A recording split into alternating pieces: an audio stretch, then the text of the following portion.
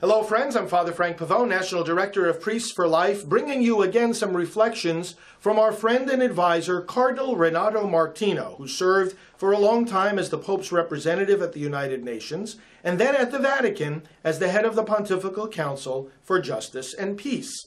Some years ago, I conducted an interview with him about the importance of elections and how believers should conduct themselves in the voting booth. And I asked him about the following quote from Pope John Paul II's document about the vocation of the lay faithful in the Church, a document called Christi Fidelis Laici. Here's the quote.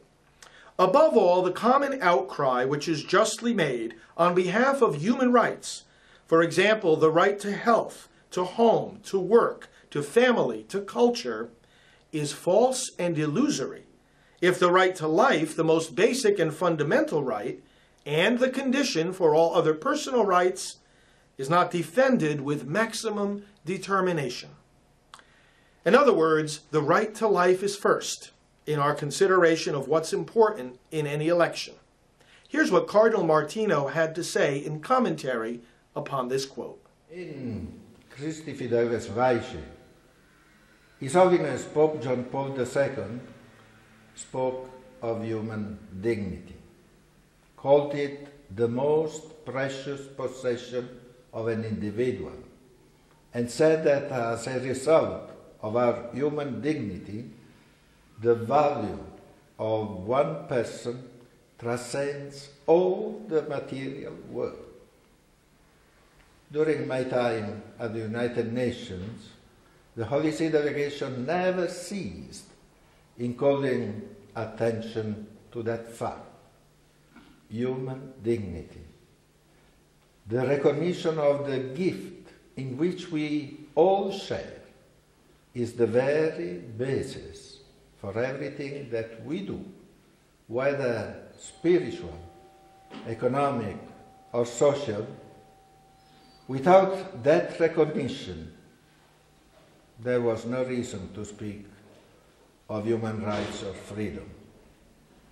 The Holy Father has spoken of this fact throughout his pontificate.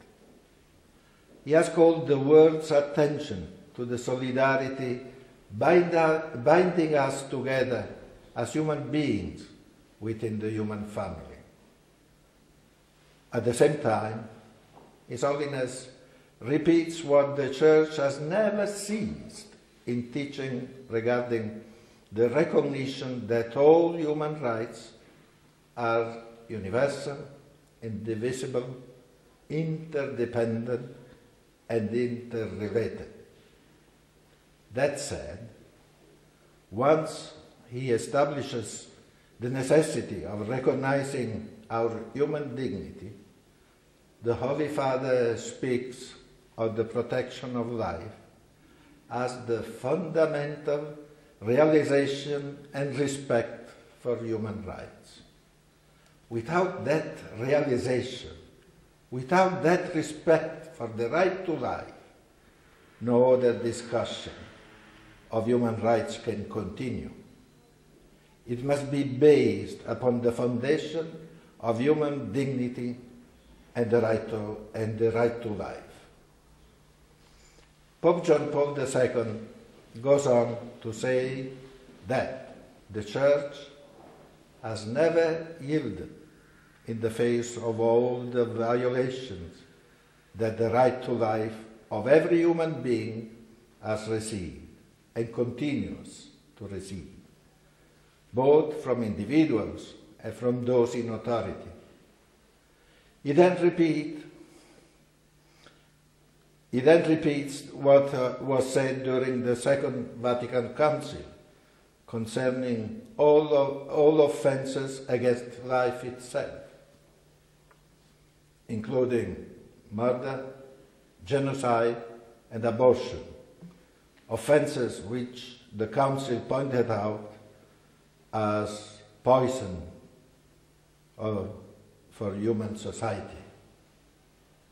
Again, in my time at the United Nations, the delegation of the Holy See stressed always that relationship and interconnectedness between recognition of human dignity, the right to life, and the protection of other human rights and fundamental freedom are the fundament of all action. Unfortunately, there are too many people, delegations, states that refuse to discuss the human dignity. They refuse to recognize that gift that binds all human beings together. It's a very striking line from the Cardinal's comments that no other discussion of human rights can even continue if we are denying the right to life.